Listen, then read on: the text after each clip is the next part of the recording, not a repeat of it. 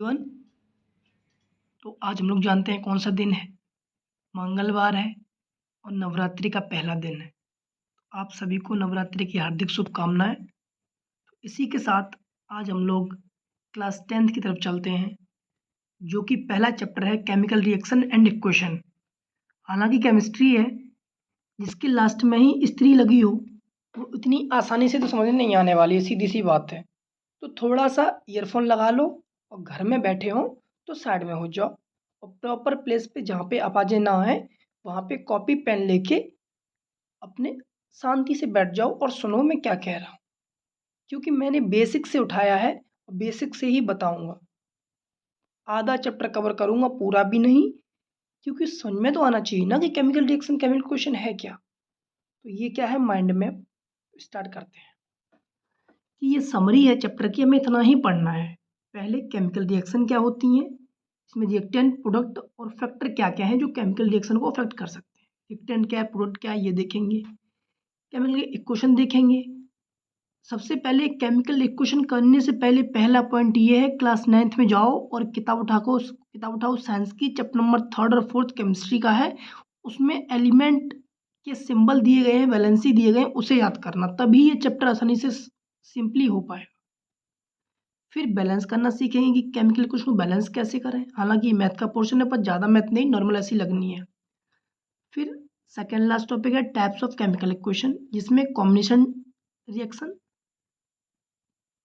Decomposition reaction, displace, उल्टा हो गया, पहले कॉम्बिनेशन फिर डिस्प्लेसमेंट रिएक्शन, फिर उल्टा हो गया। देखो, सबसे पहले कॉम्बिनेशन आएगा, ठीक है, उसके बाद डिकम्पोजिशन आएगा, ठीक है, उसके बाद डिस्प्लेसमेंट आएगा, उसके बाद डबल डिस्प्लेसमेंट आएगा। इसको हम अभी आगे देखेंगे, कंफ्यूज नहीं होना है। वो हो जाता है कभी ऊपर नीचे, वो था सही पर इधर से उधर हो गया था, पर हम सीक्वेंस में याद करना चाह रहे हैं। Combination, decomposition, displacement, double displacement. तो ठीक है, स्टार्ट करते हैं हम लोग बेसिक से। ठीक, ये टाइप्स थे जो भी ये बता रहे थे आपको। कॉम्बिनेशन दो पढ़ेंगे, एक्सोथर्मिक, इंडोथर्मिक। एक्सो और इंडो मतलब हीट से इनका कॉन्सेप्ट है, हीट का रिलीज होना, हीट का एब्जॉर्ब होना। ठीक है, इनको देखेंगे अभी। डिकम्पोजिशन क्या है, फिर डिस्प्लेसमेंट रिएक्शन क्या है, इसमें थर्मल द्वारा होती है, इलेक्ट्रिसिटी द्वारा होती है, सनलाइट द्वारा होती है। फिर डबल डिस्प्लेसमेंट रिएक्शंस क्या है, जो आयंस का एक्सचेंज होता है जिसमें, और प्रेसिपिटेट बनता है। तो ये अपना चैप्टर की समरी थी, ठीक है ना। अब हम लोग अपने चैप्टर पे चलते हैं। ये रहा हमारा चैप्टर का शुरुआत, पहला पेज, पहली लाइन। केमिकल रिएक्शन क्या है, simply process in which one or more substance, reactant कहते हैं, react to form new substance product. मतलब हम एक या एक से अधिक सब्सटेंस लेंगे जिन्हें रिएक्टेंट कहेंगे, अपनी तरफ से लेंगे, याद रखना, अपनी तरफ से हम लेंगे जिन्हें रिएक्टेंट कहेंगे। ठीक, और फिर उससे क्या बनेगा, हमारा प्रोडक्ट बनेगा। क्या बनेगा, प्रोडक्ट बनेगा हमारा। ठीक, क्या क्या लेंगे, रिएक्टेंट, प्रोडक्ट। देखो ऐसे समझते हैं इसको सिंपली भाषा में। एक मकान बनाने के लिए हमें क्या चाहिए, ईंटें चाहिए, सीमेंट चाहिए, सरिया चाहिए, लोहा चाहिए, मिट्टी चाहिए। तो जो ये चीज़ें मिल रही है ना, ये रिएक्टेंट है सब, जो हम दे रहे हैं उसको। मकान बनने के लिए जितनी भी बाहर की मटेरियल जो हम प्रोवाइड करवा रहे हैं अलग से लाके, ये रिएक्टेंट है। और जो इन सब से मिलके जो नया मकान बना वो प्रोडक्ट है। ऐसे ही केमिकल रिएक्शन में जैसे हाइड्रोजन चाहिए प्लस ऑक्सीजन चाहिए, ठीक, तो क्या बनेगा, ये रिएक्टेंट है। बनेगा क्या, पानी, यानी वाटर। ये मान लो मिट्टी थी हमारी और इसको मान लो ईंट थी, इसी को लोहा मान लो, इसी को सीमेंट मान लो, और H2 क्या बन गया, पूरा मकान बन गया। तो ये क्या है, केमिकल रिएक्शन। तो वही लैंग्वेज में लिखी हुई हमारी, क्या, कि process in which one or more substance reactant reacted to form a new substance product. ठीक है, ऐसी प्रोसेस जिसमें एक या एक से अधिक चीज़ें लेते हैं और नई चीज़ें हमें मिलती हैं। ठीक, वो क्या कहलाते हैं, हमारे प्रोडक्ट। समझ में आया ना, दोबारा सुनो। रिएक्टेंट क्या है, रिएक्टेंट हमारा process in which one or more substance reactant react to form a new substance. ठीक, अब रिएक्टेंट और प्रोडक्ट हैं क्या? तो बताया अभी मैंने आप लोगों को, a substance that take part in, कोई सब्सटेंस है जो उस रिएक्शन में भाग ले रहा है, पार्ट ले रहा है, और फिर वो कुछ समय बाद चेंज हो जा रहा है, ठीक है ना। अब प्रोडक्ट क्या है? प्रोडक्ट देखते हैं, something that is made from reactant, जो रिएक्टेंट से मिला, जो बना, वो हमारा क्या है? रिएक्टेंट। क्या? प्रोडक्ट है, ठीक है ना, क्या है? प्रोडक्ट है। फिर देखो रिएक्टेंट क्या है? जो चीज रिएक्शन में भाग ले रही है, जैसे हमारा जो ईंट था, सीमेंट था, लोहा था, ये सब क्या है? भाग ले रहे थे, और बना क्या? मकान। तो ऐसे ही रिएक्टेंट क्या है? हमारा जो उसमें पार्ट ले रहा है, और बनेगा क्या? हमारा प्रोडक्ट। जैसे अभी एग्जांपल दिखाया था, फिर देख लो, कार्बन लिया, ऑक्सीजन लिया, बना क्या? CO2। तो जो एरो के इधर साइड में ये रिएक्टेंट है, एरो के इधर साइड में क्या है? रिएक्टेंट है, और जो एरो के इधर साइड में है वो क्या है? प्रोडक्ट है। ठीक, कार्बन अलग से दिया मैंने, ऑक्सीजन अलग से दी क्योंकि बीच में ऐड लगा हुआ है, और बना क्या हमारा? प्रोडक्ट, जो CO2। ठीक, तो समझ में आ गया। अब आगे चलते हैं, तो ये डिफाइन है, आप लोग लिख लीजिएगा, जो काम आएंगे आगे। केमिकल इक्वेशन क्या है? केमिकल इक्वेशन देखते हैं अभी। ठीक, तो symbolic representation of a chemical reaction in the form of symbol and chemical formula, मतलब केमिकल रिएक्शन है कोई भी, उसको सिंबल के रूप में लिखना है। जैसे हाइड्रोजन है, ऑक्सीजन है, क्या मिला? वाटर। हाइड्रोजन है, ऑक्सीजन है, क्या मिला? वाटर। तो हाइड्रोजन का सिंबल क्या है? हाइड्रोजन का सिंबल क्या है? H2। ऑक्सीजन का सिंबल O2, और वाटर का H2O। तो जो ये रिएक्शन बनी है या रिएक्शन हो रही है, इक्वेशन बनी है, तो किससे बनी है? जो नीचे हमारे लिखे हुए थे इनसे, ये वर्ड में थे, ठीक, इनको हमने किस में लिख दिया? सिंबल में। फिर सुनो, हाइड्रोजन था हमारा, है ना, लिखा हुआ है ना हाइड्रोजन, ठीक है, लिखा है, प्लस ऑक्सीजन लिखा हुआ है ना, लिखा है, शब्दों में लिखा हुआ है, बना क्या? वाटर।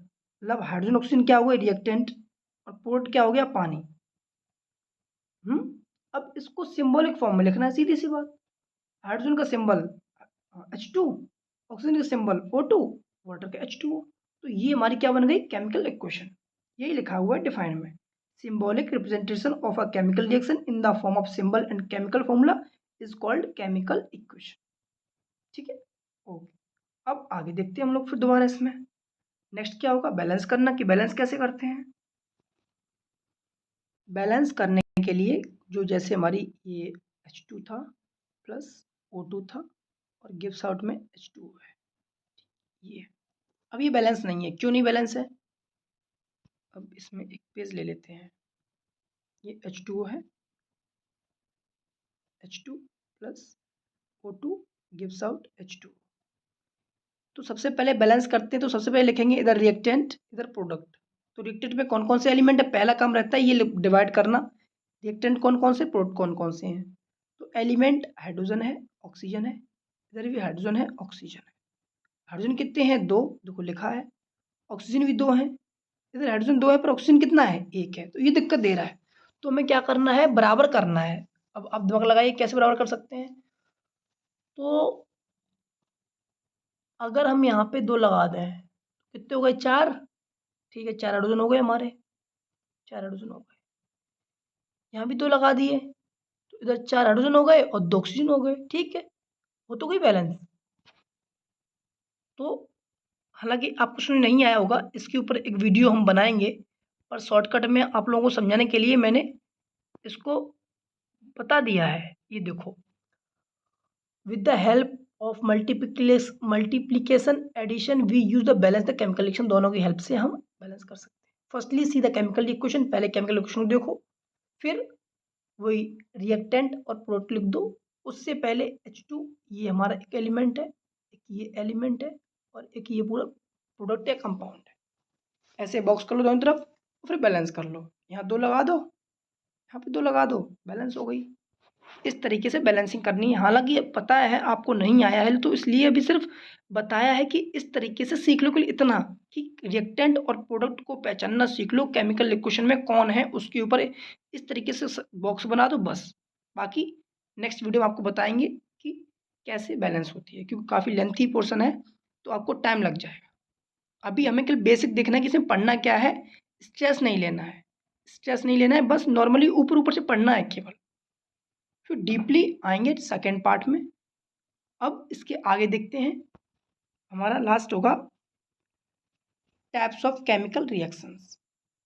क्या टाइप्स ऑफ केमिकल रिएक्शन, पहले केमिकल रिएक्शन देखी हमने, ठीक है, उसके बाद हमने उसकी रिएक्टेंट देखा, प्रोडक्ट देखा, समझे रिएक्टेंट्स में भाग लेते प्रोडक्ट बनता है, मकान का एग्जांपल लिए, ठीक। उसके बाद में केमिकल इक्वेशन देखी जो सिंबल रिप्रेजेंटेशन है किसी भी केमिकल रिएक्शन का, ठीक है। उसके बाद और नीचे आए तो हमने देखा बैलेंस कैसे करते हैं, फिर इस पे आ गए टाइप्स में combination reaction, two or more substance element combine to form single substance, मतलब दो रिएक्टेंट से हम एक प्रोडक्ट बनाए। कॉन्सेप्ट याद रखना, दो रिएक्टेंट से हम एक प्रोडक्ट बनाएंगे, जैसे सी ए ओ प्लस H2O। कितने रिएक्टेंट हैं, दो, एक रिएक्टेंट ये है, एक रिएक्टेंट ये है, तो क्या बनेगा, CaOH का whole twice gives out heat. तो दो रिएक्टेंट से एक प्रोडक्ट बना है, इसे कहते हैं कॉम्बिनेशन रिएक्शन। देखो यहाँ लिखा भी हुआ है CaO plus H2O gives out CaOH का होल ट्वाइस। सीधी सी बात, दो चीज़ें हैं वो दोनों को मिला दो एक चीज़ बनेगी, उसे कहेंगे कॉम्बिनेशन रिएक्शन। नाम भी है कंबाइन करना, चीज़ों का कंबाइन होना। तो two or more substance combine to form single substance.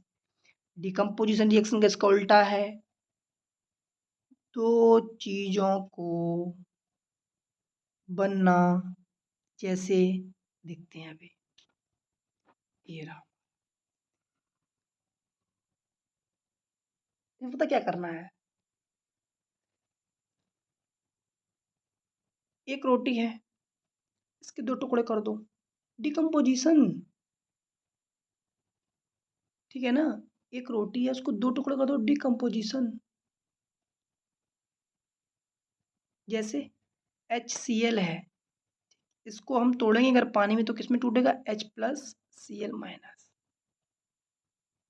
तो ये एक से दो बना, डिकम्पोजिशन टूटना। और भी रिएक्शंस हैं, प्रोडक्ट बहुत बन सकते हैं, एक FeSO4 का होता है। तो बस इतना याद रखो, कॉम्बिनेशन में क्या है हमारा, कॉम्बिनेशन में क्या था, दो रिएक्टेंट से एक प्रोडक्ट बनता था। और डिकम्पोजिशन क्या है, एक रिएक्टेंट से दो प्रोडक्ट बनेंगे, ठीक। अभी इसको डिटेल में देखेंगे, समझा रहे हैं बस। डिस्प्लेसमेंट क्या है, एक एटम और a group of atom of a compound is replaced by another atom of a group, मतलब CuSO4 प्लस Fe, ये कंपाउंड है हमारा, रिएक्ट करेगा तो जो ये है डिस्प्लेस हो जाएगा, C की जगह पे Fe आ जाएगा और Cu बाहर हो जाएगा, बस डिस्प्लेस कर दो। और बस ये याद रखना, डिस्प्लेस किसको करोगे, मेटल को, मेटल ही डिस्प्लेस होगा इसमें, नॉन मेटल नहीं हो सकता है। तो Cu की जगह Fe आ गया, Fe Cu पहुंच गया, बस इसमें कोई बात ही नहीं बताने वाली। डबल डिस्प्लेसमेंट, इसमें की देखी जाएगी हमें कि आयंस का इस्तेमाल होना चाहिए। अगर आपको डबल डिस्प्लेस में सिंपल एक ही चीज लिखनी है, आयन एक्सचेंज या फिर एक्सचेंज ऑफ आयंस। इसमें आपको अगर Na+ मिल जाए पूरी रिएक्शन में कहीं दिखने को, Mg2+ कहीं दिखने को मिल जाए, तो बस समझ जाना कि इनका ही आयंस का एक्सचेंज हो रहा होगा, बाकी किसी का नहीं। इस तरीके से हम लोगों ने अभी क्या क्या देख लिया, हम लोगों ने क्या क्या देखा, अभी दोबारा देखते हैं। ये देखा, माइंड मैप समझा हमने, हम लोगों ने माइंड मैप समझा किस चीज़ का, केमिकल रिएक्शन का। रिएक्टेंट क्या है, प्रोडक्ट क्या है, फैक्टर क्या है। यार क्या है यार, ये बाल भी ना, हाँ, केमिकल रिएक्शन देख लिया, रिएक्टेंट प्रोडक्ट फैक्टर देखे, फिर केमिकल इक्वेशन देखा, पहले सिंबल याद करने हैं, फिर बैलेंस करना है केमिकल इक्वेशन को, और बाद में हमने टाइप्स देखे हैं, टाइप्स ऑफ केमिकल इक्वेशन। तो बेसिक में इतना ही पढ़ना था। एक चीज़ और बची है, ऑक्सीडेशन, और लास्ट हेडिंग है reduction. Oxidation and reduction. Oxidation क्या है? गेनिंग ऑफ ऑक्सीजन और लूजिंग ऑफ हाइड्रोजन। रिडक्शन में क्या है? गेनिंग ऑफ हाइड्रोजन और लूजिंग ऑफ ऑक्सीजन। सिंपल याद रखो, ऑक्सीजन का gain minus oxygen minus hydrogen gaining of hydrogen is called oxidation and reduction. ठीक, इतना समझ में आ गया? Is called oxidation and reduction. अब एक चीज आती है इसमें, अभी पढ़ेंगे हम, सिर्फ समरी बता रहे हैं, कुछ एक्स्ट्रा नहीं बता रहे हैं हम, बेसिक बता रहे हैं क्या क्या पढ़ना है टॉपिक। रिडॉक्स रिएक्शन, जिसमें ऐसी रिएक्शन जिसमें आपका ऑक्सीजन रिडक्शन दोनों शो हो रहा हो, दिख रहा हो, उसे कहते हैं रिडॉक्स रिएक्शन। ठीक, last heading corrosion, second last chapter की। कोरिजन मतलब जंग लगना।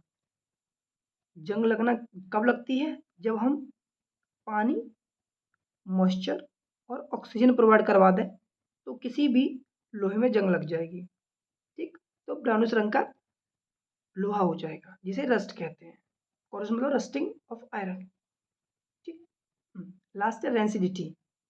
क्या? पहले इसको रब कर दें, बच्चे भी ये कहेंगे कि सर की याद भाई कुछ में गुसुर करनी है ना, वो तो पता ही है आप लोगों को, हम किस क्या कहूँ। चलो, रेंसिडिटी मतलब खाना को खुला रख देना, पैकिंग ना करना, तो खाना सड़ जाता है, तो उसे उस वर्ड को बोला गया है रेंसिडिटी। ठीक है, क्या बोला गया है? रेंसिडिटी। तो इसको बचाने के लिए हम क्या करते हैं कि जो भी मटेरियल उसको एयर टाइट पैक कर देंगे, एयर टाइट पैक कर देंगे, या फिर नाइट्रोजन का फ्लशिंग कर देंगे, तो फिर वो चीज़ें जो है वो रेंसिड नहीं होती है, सड़ती नहीं है। तो ये आपका टॉपिक था जो आज हम लोगों ने ख़त्म किया। फिर भी क्या पढ़ा हमने? केमिकल रिएक्शन पढ़ी। ठीक, इसमें रिएक्टेंट देखा, प्रोडक्ट देखा। इतना मैंने देखा एक पेज पे। दूसरे पेज पे हमने क्या किया? केमिकल इक्वेशन पढ़ा, फिर बैलेंसिंग केमिकल इक्वेशन पढ़ा। ठीक है, फिर बैलेंसिंग किया मैंने। उसके बाद में टाइप्स देखा हमने, टाइप्स ऑफ केमिकल रिएक्शन देखी, combination, decomposition, displacement, double displacement. उसके बाद इतना होने के बाद ऑक्सीडेशन, रिडक्शन, उसके बाद रिडॉक्स, फिर रेंसिडिटी, फिर लास्ट में कोरिजन। सी, ये हमारा है बेसिक, और चैप्टर में इतना ही पढ़ना है, इसके अलावा कुछ नहीं पढ़ना।